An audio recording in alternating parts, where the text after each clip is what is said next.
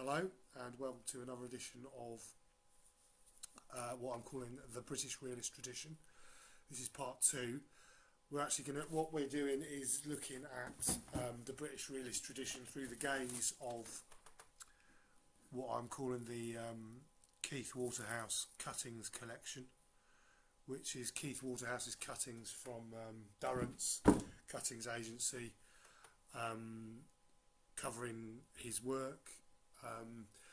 Last edition I looked at some of I read out some cuttings from 1961.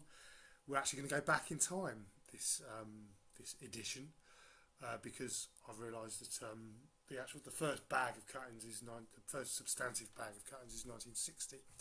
But I thought a good way to introduce it would be to show you and read you one of the notes which is in the box from Keith Waterhouse, and he says, "Newspapers had more space for trends.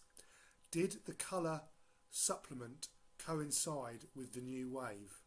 Very interesting question. I can't answer. I've just seen this and just thought it'd be a good idea to read it out, because you won't read that anywhere else. Something that Keith Waterhouse has written, and it's a very good question, and it's one I hope to answer over the course of the next however many programmes I do, however many podcasts I do. So let's go with 1960. Here we go. Right, first cutting. Durrant's Press Cuttings, incidentally 29 to 39 Mount Pleasant, London, WC1, telephone central 3149. 2 lines! Wow, 2 lines. TV. This is from the Evening News and Times, Worcester. TV. This evening's programmes and times.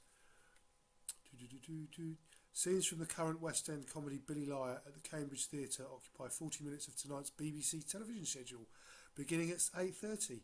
Based on the novel by Keith Waterhouse, Albert Finney plays the title role, and the action is set in an industrial town in the north of England. So the play was broadcast on BBC on 1st of November 1960. That's interesting. Never knew that before, and I bet you didn't either. The Yorkshire Evening News, 12th of August 1960. Marion will hold the fort. Wonder who Marion is. BBC. Several greenhouses, wooden, brick and metal garden frames and lean-to suitable for all sizes of garden are built side by side in Gardening Club at 6:20, so that there are advantages and disadvantages for the amateur grower and their costs can be explored. Percy Thrower piece will be dealing with the problems of buying one's first greenhouse while groups of plants are displayed for best use of each house. Of course, when I was 7 years old, I had no idea of who he was. Anyway, where are we? Band leader Tony Osborne, who not only supplies the music for Two's a Crowd at 8:55 starring Marion Ryan, but also made a brief appearance in the show himself, has just bought a weekend flat near...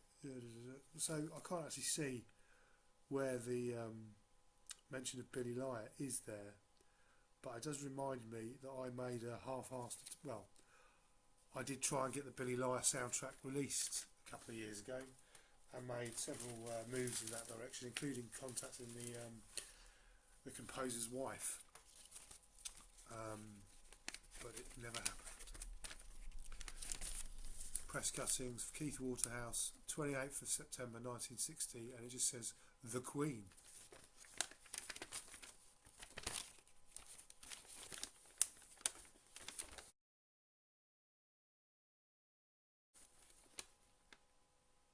So this is an advert. This is from a Sunday Colour. This is from a colour supplement. Going back to what Keith said there, introducing this, that's an advert from a 1960 magazine, and it's advertising fur quite brazenly. I'll give Chrissy a ring. So God knows where that. This is where the old speed reading could come in handy. Oh, it's a Keith Waterhouse story. It says copyright Keith Waterhouse at the bottom. But this looks to be, it's not the first page, that's for sure. Anyway, I might find the rest of that. And that's not really the kind of thing I'd read out on one of these. Right, let's go a bit. It's like picking bingo balls or raffle. Bolton Evening News. Roy Thompson, of the Canadian chairman of one of the biggest newspaper groups in this country, is cross-examined by journalists Francis Williams, Brian Inglis and Keith Waterhouse in press conference tonight on BBC at 10:05. That's interesting. He was broadcasting. He was a broadcaster. Didn't know that. The New Statesman. Oh, this will be good. 20th of January 1961. It's found its way into the 1960 box. New novels.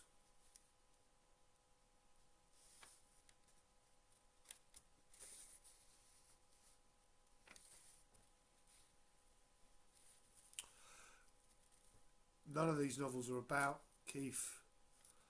Are by Keith Waterhouse, so he's probably mentioned in this. Oh no, it's written by Keith Waterhouse, obviously. So the article is written by Keith Waterhouse, so there we go.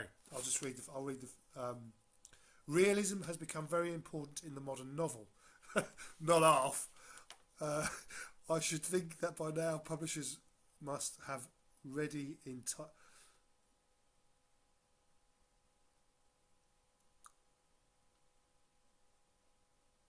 I must say at once that Portrait of an Officer evokes very little. Right, well, he's not afraid to put someone's nose out of joint there. But it would be not final paragraph. But it would be nice to hear one day of a small American town behind whose placid, sleepy, respectable exterior was a placid, sleepy, respectable interior. Well, no one would buy that, would they, Keith? They're not stupid, these filmmakers. Right, this one stands out. It's a different kind of print. Wow, this is some kind of copy.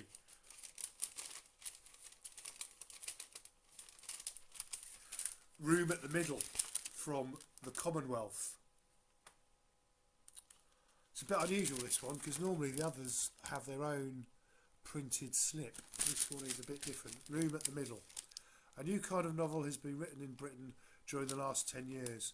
More than that, though, the older writers like Elizabeth Bowen, Agnes Wilson, Graham Greene, another one of my favourites, continue to produce, and the new writers like William Golding still join their ranks.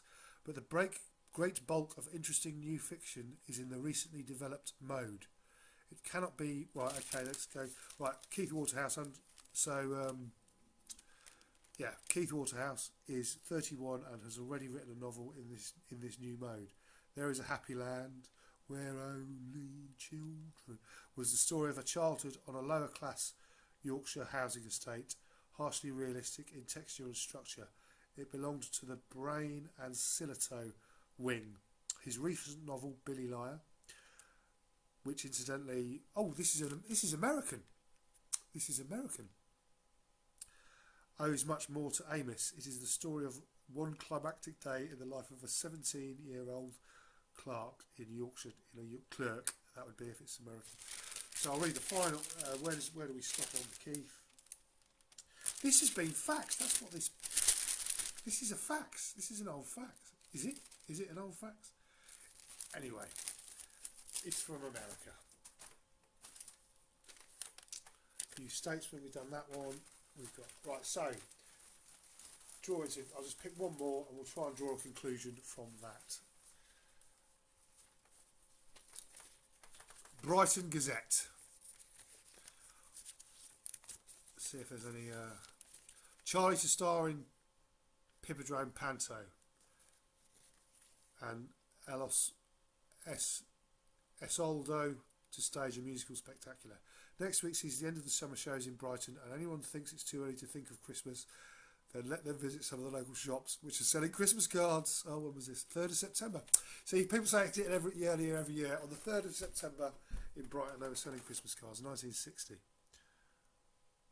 And for once, the interim period looks interesting. A new Willis Hall Keith Waterhouse play with Sir John Gielgud and Sir Ralph Richardson to follow are booked for the Royal Theatre.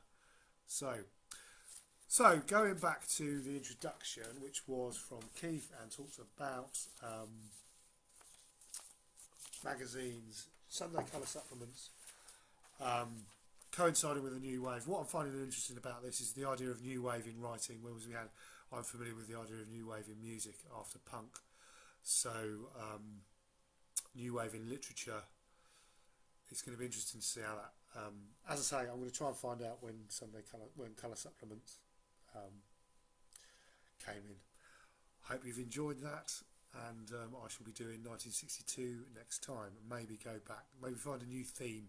Blah blah blah blah blah blah blah blah blah blah.